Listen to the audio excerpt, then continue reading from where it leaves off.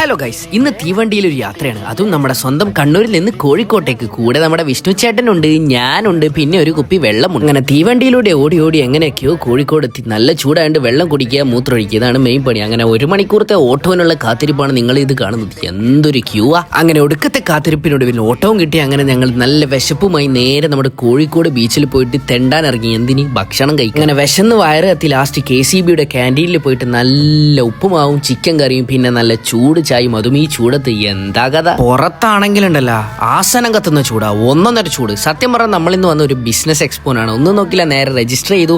അവിടുത്തെ ബാഡ്ജൊക്കെ വാങ്ങി നേരെ അകത്തോട്ട് പോയി. അവിടെ കുറെ സ്റ്റാർട്ടപ്സും കാര്യങ്ങളൊക്കെ ഉണ്ടായിരുന്നു. പിന്നെ അവിടെ വലിയ കുറെ ഓൺട്രപ്രനേഴ്സും സ്റ്റാർട്ടപ്പ് ഐഡിയാസും അങ്ങനെ കുറെ ഡിസ്കഷനും കാര്യങ്ങളൊക്കെ ആയിട്ട് അതൊക്കെ കഴിഞ്ഞ് ഉച്ചയാകുമ്പോൾ വീണ്ടും വിശന്നിട്ട് ഓട്ടോ പിടിച്ച് കോഴിക്കോട് ബീച്ചിലുള്ള സൂഫി ദർബാബിൽ പോയി. അവിടെ പോയി നല്ല ഹണി ചില്ലി മന്തി ഞങ്ങൾ ഓർഡർ ചെയ്തു. പിന്നെ ഒന്നും നോക്കിയില്ല, ഒരു 1.5 പൂശല.